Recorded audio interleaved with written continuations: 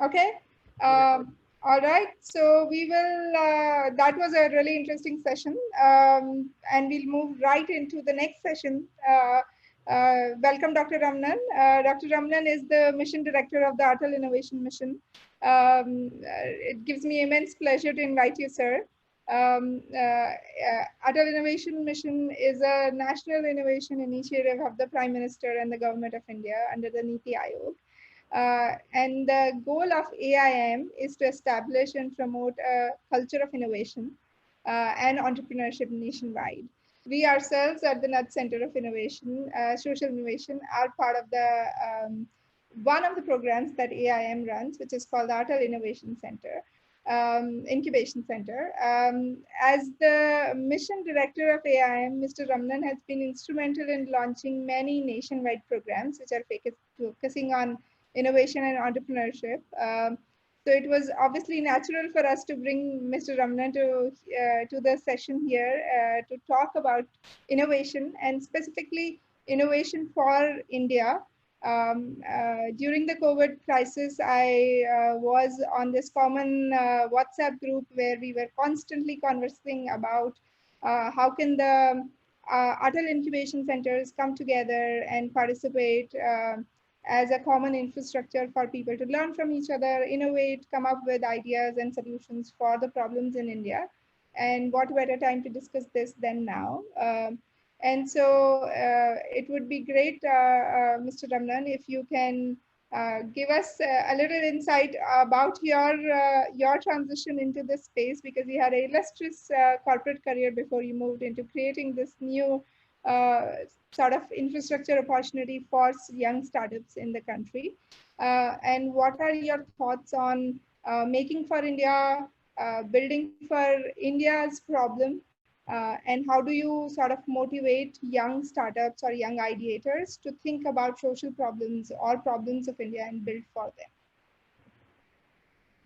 them? Thank you, Priya, and good afternoon or good evening to everybody who is onto this call. I do hope every one of you is very safe and healthy and hearty under these very trying circumstances that has gripped all of us, not only just in India, but across the rest of the world.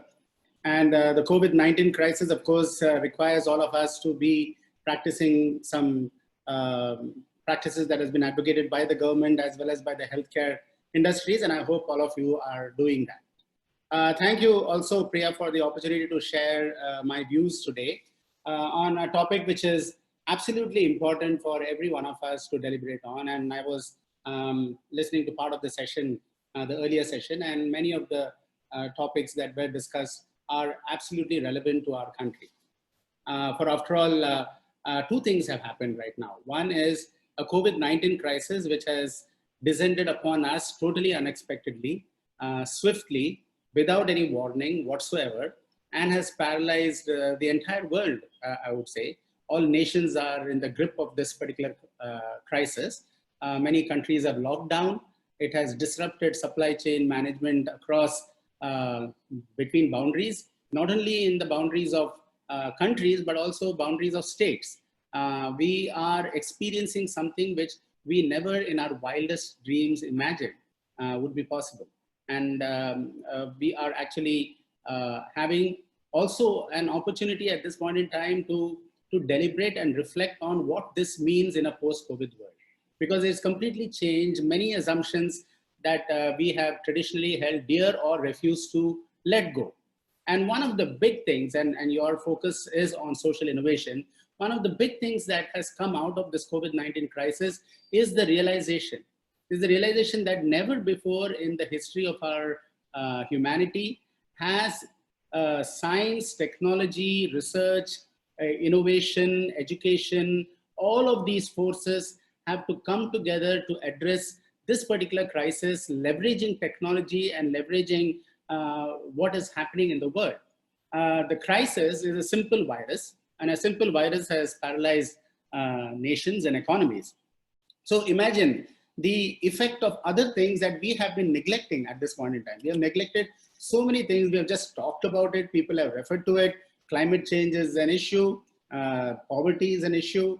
Access to clean drinking water and sanitation is an issue. Affordable housing is an issue. the effects of climate change and pollution and all of that can acquire epic proportions of the sort that we are experiencing now, and we have not been focusing on that. So this is, so when I look at social innovation, you know, for me, from my viewpoint, you cannot really distinguish between social innovation and economic prosperity or economic growth. Of course, the world has been obsessively focused on economic prosperity and economic growth.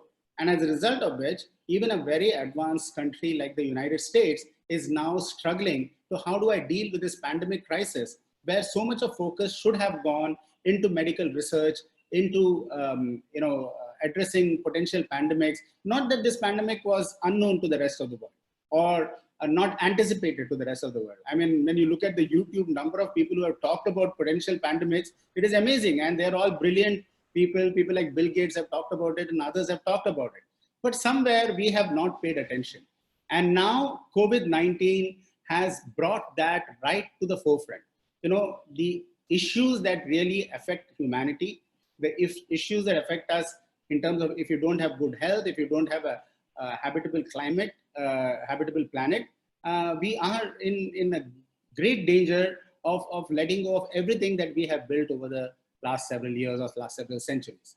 So I also think that this is the time for us all in India to look upon COVID-19 as a great opportunity. And I can see very clearly over the last several years, you know, India building up as a startup nation in the world.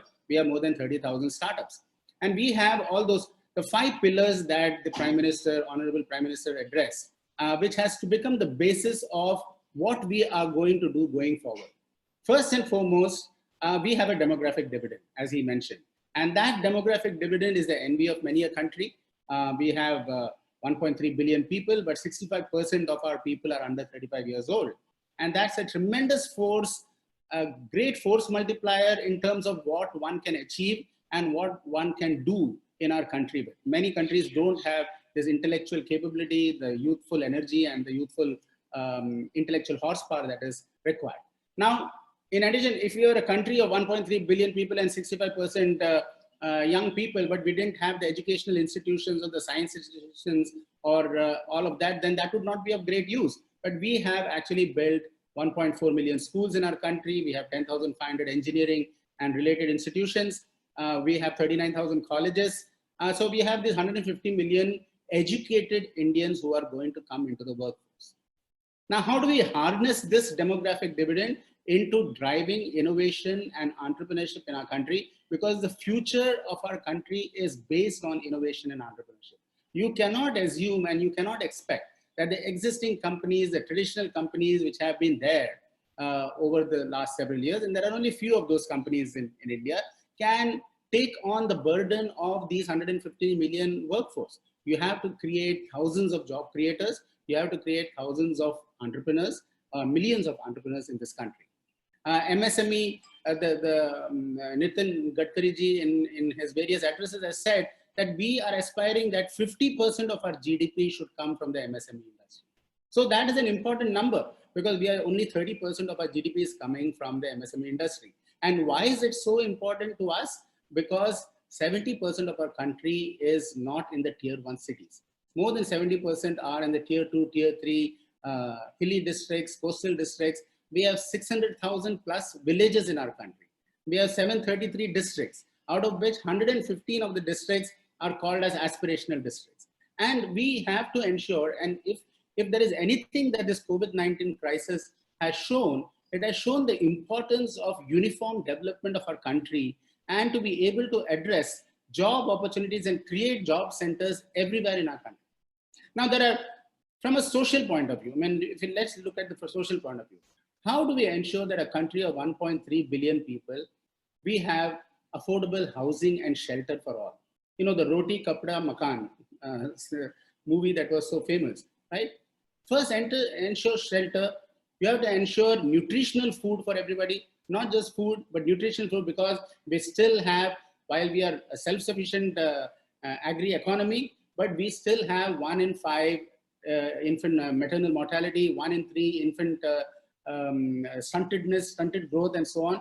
We have to address this nutritional aspect, nutritional food for all. Third is you need electricity and basic electricity for everybody. I mean, if you don't have, you're not connected, you don't have the power of electricity, and without having to without causing more problems because of generation of electricity. So we need renewable energy focus, and we need to ensure that there is affordable electricity and available electricity for all. Then we need to ensure that there is healthcare access for all. You know, everybody should have access to affordable healthcare, and they have to have not only quality healthcare, but access to the nearest hospital and so on and so forth. And finally, you also need to ensure that educational access is available to everybody.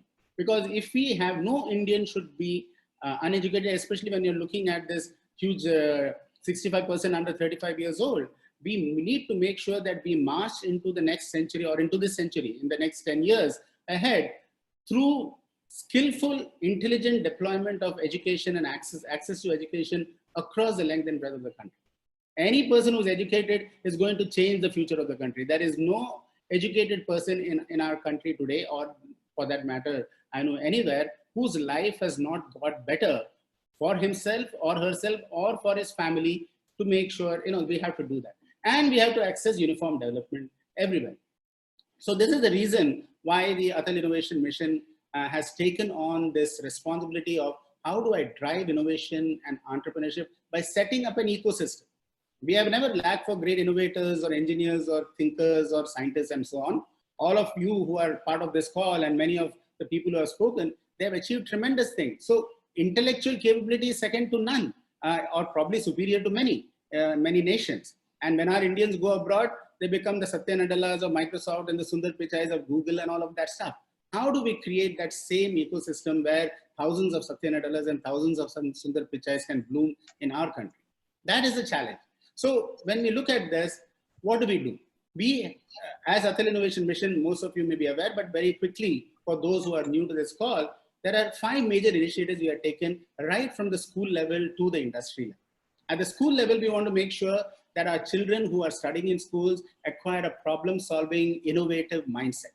They all have to become problem solvers, innovators, not just rote learning students who are seeing, let me get good marks, go into a good university, get good marks again, go abroad somewhere and study in a good university there, and then join Google or IBM or Facebook or whatever. We want them to become problem solvers and innovators, so that when they're graduating from universities, they are thinking, how can I start a startup? And that startup could be a social innovation startup. It could be a commercial innovation startup. And there can be no commercial innovation if it doesn't have a social angle to it. It has to have the social angle. If that has to be sustainable, that has to be, that is scalable, and that has to be replicated, you will need to bring that angle and that consciousness into every innovation that happens in our country. The second thing is so we have set up thousands of tinkering labs, and you can read about it. But essentially, these tinkering labs have provided a tremendous platform for young students between grade 6 to grade 12 to get themselves familiar with the latest technologies that are happening out there in the marketplace. So what we are doing, we have created a platform that can continue to grow. Tomorrow, if new technology comes into the marketplace, a do-it-yourself kit for that particular technology gets introduced into the school, the students get familiar with it. So you are bridging this very crucial gap that we talk about, you know, the industry education gap. Many people who graduate from the universities are not employable. Why? Because you have forced them on an educational system which is not current with the times. And so when they go to the industry, they say, hey, we have nothing to do here. You know, I mean, you guys have to be retrained all over again. So how do we ensure that we constantly bridge this gap, and this platform will enable that? And I'm sure such a platform should also be introduced and will be introduced at the university level, because university education is also changing rapidly. The third thing is, second thing we are doing is we are setting up incubators across, and Nudge Encore Foundation is a great example of a social incubator or socially driven incubator. And these incubators would foster 25 to 30 startups every 2 years. So we have launched about 100 incubators, 70 of which are operational. And we expect that 5,000 startups will come out of these 100 incubators, which will all be world-class startups. We don't want to settle for anything lesser than that. We need world-class incubators with world-class startups. And it is possible. We know how to do it. We have got a $180 billion IT, ITS industry, which has been built by most of you people. And that is world class. And we are delivering service world class. And the world is dependent on us. And it has brought many countries here to do their R&D innovation in India. So when we are capable of doing that, every one of our startups should become an investable startup, a world-class startup, delivering world-class solutions, which could be for the social impact or for economic impact. And then to make sure that the benefit of innovation is felt across every part of this country, nook and corner of the country, we are setting up other community innovation centers. And these community innovation centers will become the hubs, because we have 733 districts. How are we going to, and we have only 8 tier 1 cities. And if you expect that the entire population of India is going to come to these 8 tier 1 cities, God help us in how we are going to face the future. So we want to ensure that we are creating great 100 smart cities are there. All these should become great hubs of job creation and job enablement and skill development, and having access to facilities so that you don't have to come all the way to Mumbai or to Delhi or to Pune or to Madras or to Chennai to be able to get access to either education or healthcare or whatever. So that is a great opportunity for every one of us to participate in and see how do we bring smart cities, smart villages, and create hubs of innovation and hubs of entrepreneurship where thousands of MSMEs and startups can come up. And we are also setting up, we are launching what are known as New India Challenges. And these New India Challenges are to create product innovations relevant to our country. And so now with this 20 lakh crore economic stimulus that has been given by the Honorable Prime Minister and the Finance Minister, we have a great opportunity to rethink of India as it and in the next 10 years. Not only for the uniform growth of the country that is required, but to address all the social issues which is contained in our country, and thereby also ensure economic prosperity. You address the social problem, you create the road and the pathway to economic prosperity. There is no two doubts about it. And those who think that, oh, you cannot spend on this without affecting the other one, they're grossly mistaken. Because you cannot, as somebody said, if I spend money on training, is it a waste because those guys will leave the organization? No, if they leave and if you create untrained people, your organization is going to die anyway. So you have to invest in this and you have to believe, and I'm totally confident that that is going to have its own impact on the economic prosperity of the country. And finally, we are launching something called ARISE, which is Applied Research and Innovation for Small Enterprises. And this is targeted towards the MSME industry. Gadkari ji said that we want MSME industry to become to contribute to 50% of our GDP. We are today contributing about 29% to our GDP. So how do we ensure that? We have to ensure livelihood creation. We have to ensure training, skill development. We need to digitalize the entire operation. I mean, why if anything, this COVID-19 crisis has shown is the power of the digital medium and how it has brought together people from the industry, academia, government, everyone together to deliberate and to address the problem. I'm coordinating a group of COVID-19 related solutions on behalf of the Department of Biotechnology, DST, Startup India, Invest India, MeitY, and so on, all the government departments. We launched a search for COVID-19 related solutions that can be immediately deployed within the next 3 to 6 months. We launched this search across the industry. We didn't restrict it to startups, we said across the industry. But lo and behold, what has happened? This 30,000 startups we are talking about, if somebody thought that that was a waste, this was the time when it proved that how useful that focus has been. We received more than 2,000 solutions which are ready to deploy for COVID, which are preventive assistive solutions. The curative solutions, of course, people are still on the search, but there are many proposals that have come where people are already been working on certain vaccines or certain curative solutions. So what is heartening to find is the startup community resoundingly responded to this call for solutions. We have identified 155 of them, and now we are supporting them through either financial support or manufacturing support or piloting or regulatory support to be able to be deployed and implemented in different parts of the country. But that is the power of the startup nation. If we all get together and make sure that we become a very innovative country and we look upon this COVID-19 crisis as an opportunity of creating an India that is converting a million challenges that it faces into a million opportunities for entrepreneurial development. Nothing could be better. So with this, I stop. I would like to take on some questions. I may have exceeded some of the time that I had been allocated.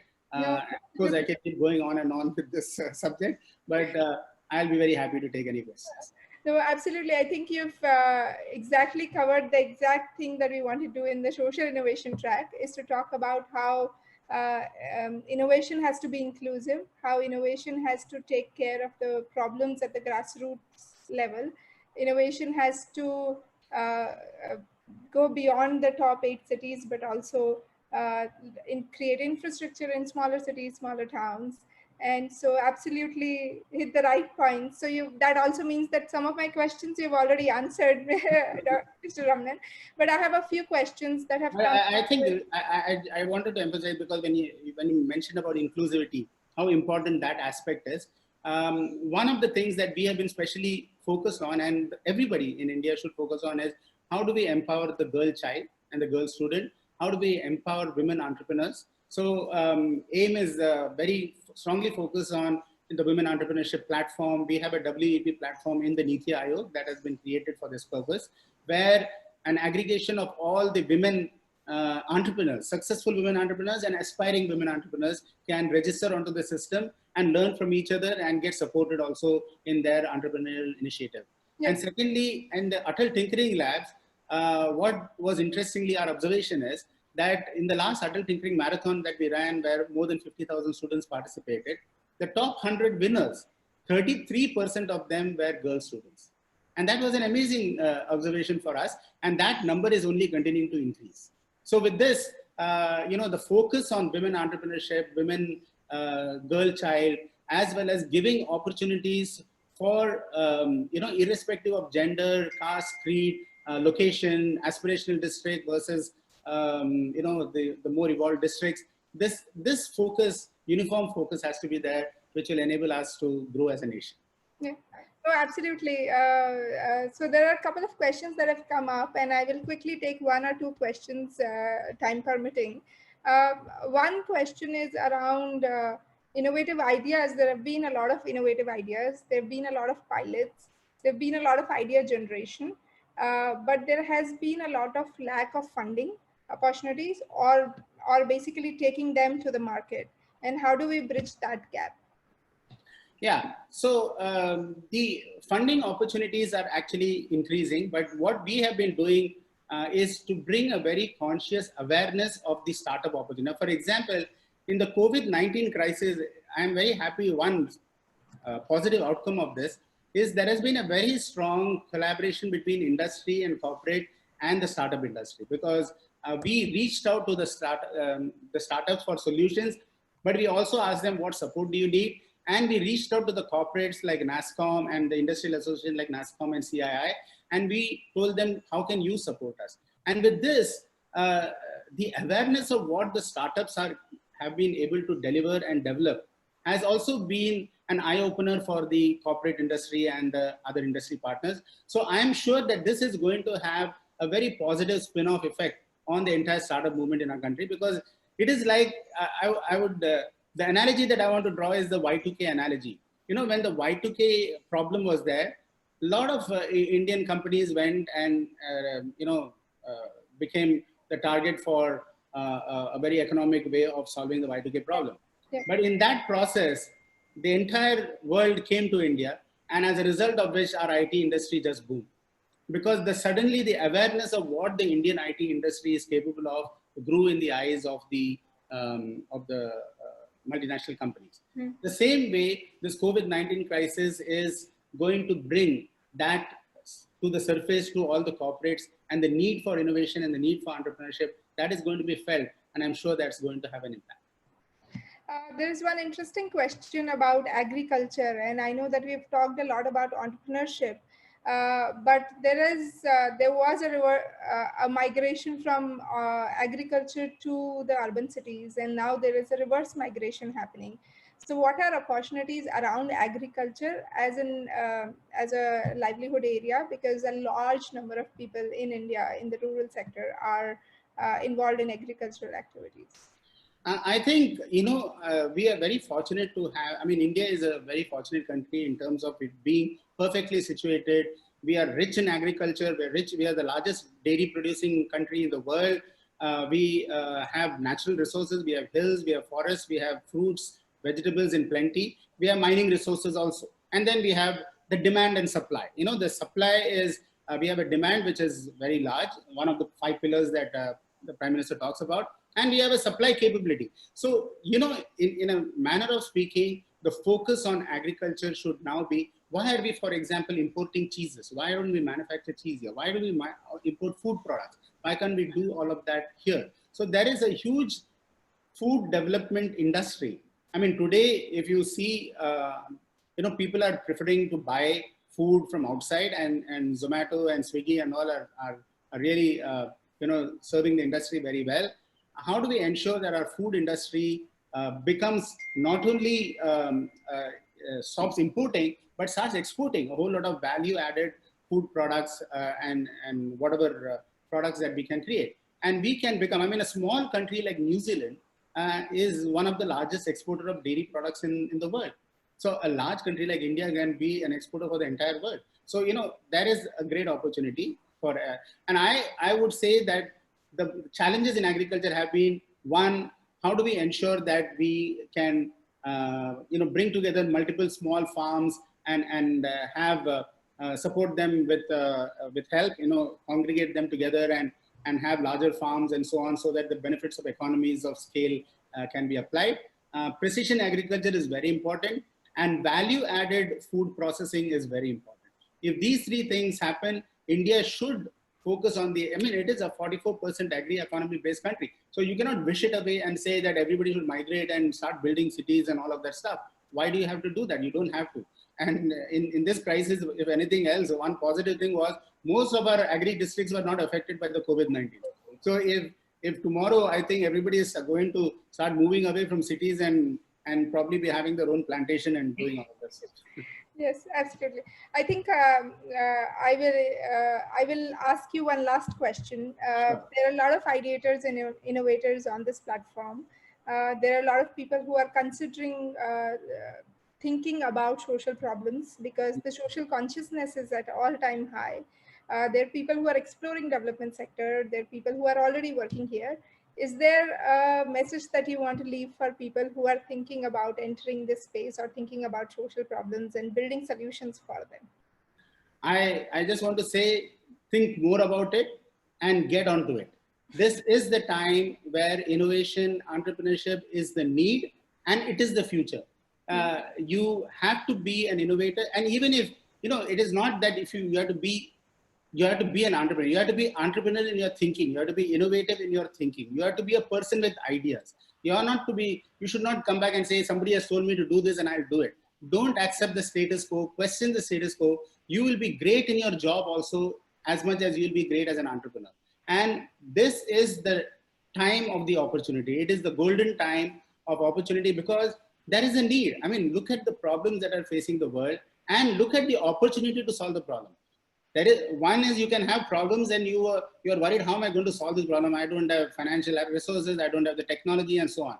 Now you have everything. You have the people, you have the processes, you have the technology, everything is affordable, you have the intellectual horsepower, and you have the economic growth that this country is at a point where it can leapfrog into the world, as Dr. Mashelkar says, pole vault into the future. So we should pole vault into the future, and we should have great innovation and entrepreneurial spirit in the country, and we should become the most innovative country in the world.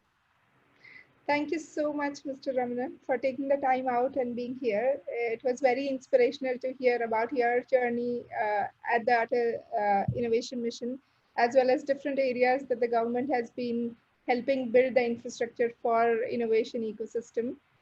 We look forward to working with you, sir. I look forward to the same, and thank you so much for giving me an opportunity. Thank you.